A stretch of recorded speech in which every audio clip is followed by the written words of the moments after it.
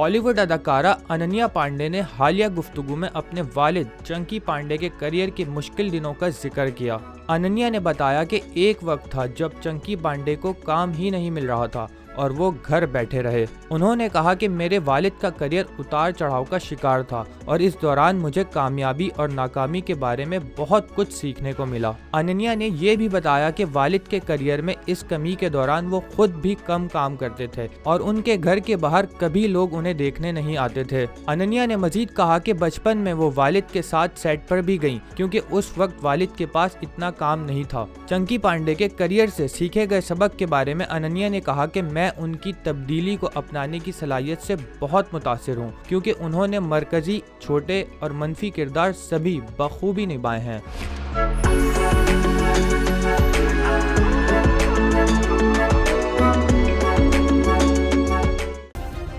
Subscribe करें और bell दबाएं ताकि कोई खबर रह न जाए।